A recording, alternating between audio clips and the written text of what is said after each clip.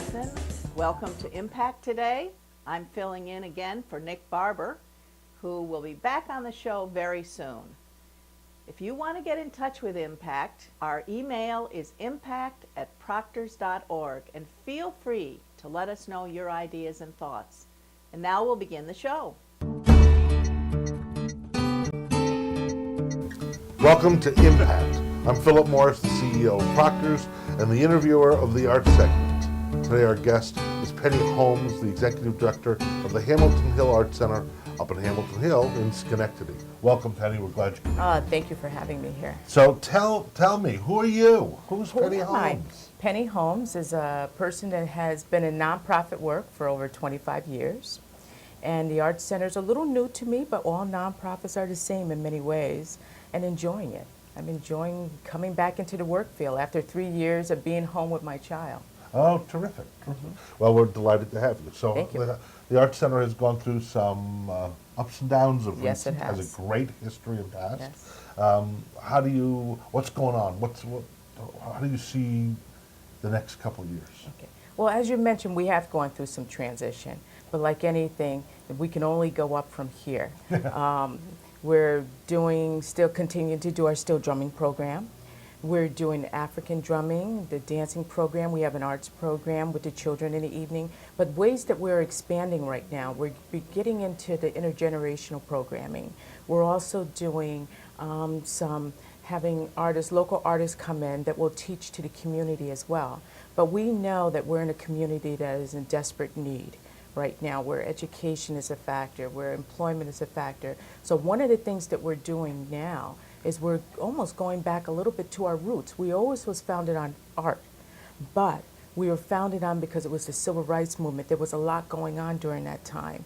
And what we're doing now is we're looking at those needs. Our focus and our mission is still the culture of African American in the art, but we know that we need to address the high unemployment. We know that we need to be more of a resource to the community. We know that there's a high school dropout. How do we be a part of that? And that's what we're looking to do right now, moving into the future, working with more of our community organizations, bringing resources into our community, because we know our people don't always go out.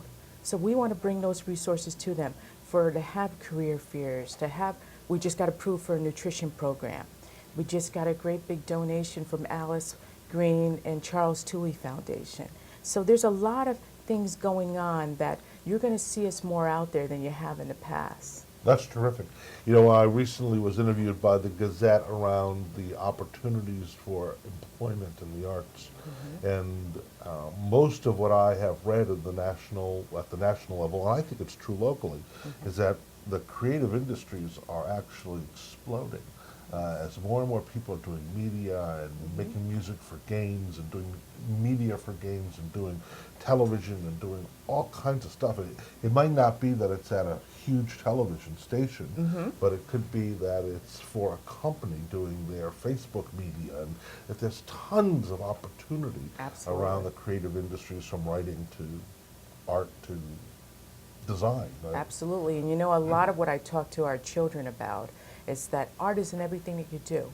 It's in how the stamp was designed. It's in how the plate that you eat on, the designs on the plate. Art is in everything. It's from the postcard to how an envelope is designed. All that is a part of art. And every segment that you do, just like technology is. So it is in everything, and I think it is booming, and I think if we begin to look at it from that phase, that we're designing, what we put on. You know, it was made by design. And what do children love? Fashion and so forth. So you're absolutely right. I think it's booming. And I know from my stay, which is a short stay at the Arts Center, we've had a lot of new artists come into our organization in our building. We're displaying work right now by Abstract Expression from Sharon D. West. And she's going to be bringing in classes and teaching that component to our children. We had an exhibit by Nancy Robinson. Nancy is an excellent artist who have never even known about the Arts Center.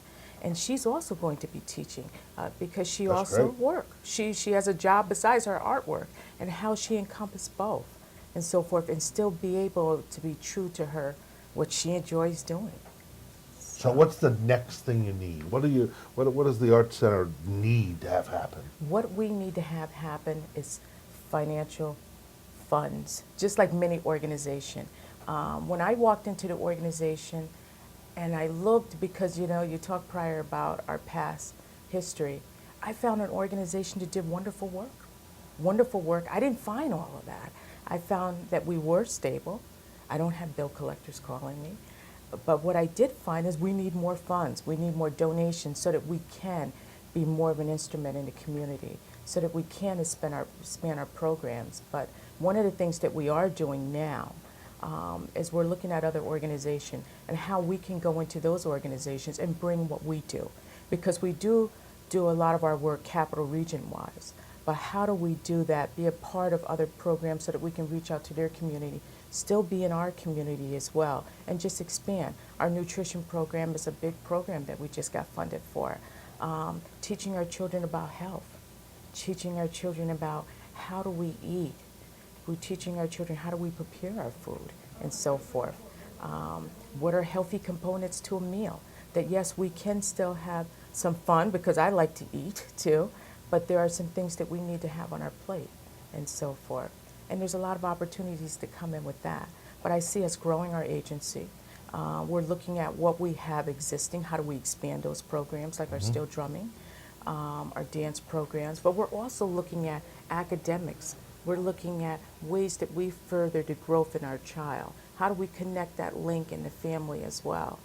So the drummers have made national news. Yes, they have. Over the past 10 years, 5 years. How many kids are involved in drumming now? We have around 15 children right now that's in the drumming program. We're in the process of doing recruiting, because a lot of our members graduate, they go on to college and so forth. They're doing other opportunities as well. So we're looking to build that core base again. We have a group of new drummers that are coming on that are very talented. That's great. And I sit in a very nice spot because my desk is on the other side of where their practice room is. So I get to feel like I'm in the Bahamas. No, I don't. After 3 o'clock, I know I can be in the Aruba or the Bahamas.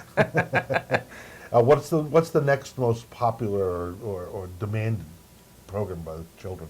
The next demanding program, I would say, is our art and technology. We're in the process of rehabbing our computer room, but the children really like to go on the computer and design.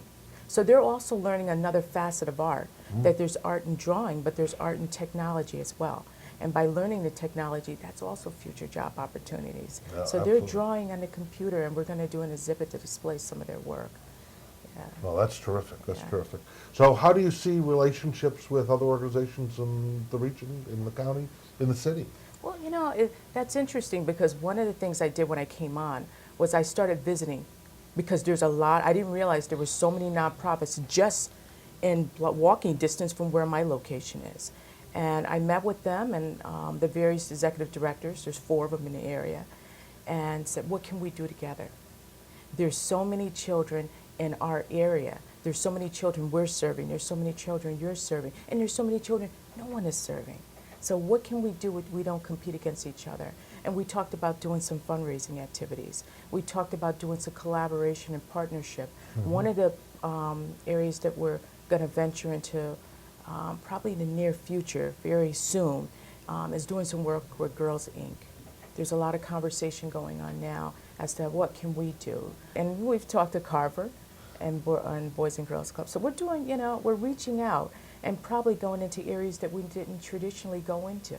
But I think we need to. We need to, because our families that we serve, the children that we serve, we want to teach them their culture, but we want them to be able to take that culture and be proud of it, and also go into the community and show what they know, be academically ready to go into the workforce. And we can do that. We can bring it in that little small building, can do a lot, like they first started out in 1968. Okay, pretend it's 10 years from now. It's the last question. Okay. What's happened? How do you define success? How do I define success? I define success with the Hamilton Hill in a much larger building, being able to offer more academics. I can see us in the near future offering retreat for artists, local artists. I could see us in the near future becoming almost a dance school, a music school, a performing arts school, similar to what you would see in New York City. Why couldn't it happen here in Schenectady? Absolutely. Absolutely. Hey, thank you very, very much. Thank you Been a very much for delight. inviting me. This is Philip Morris on Impact. Thank you for joining us. Come back.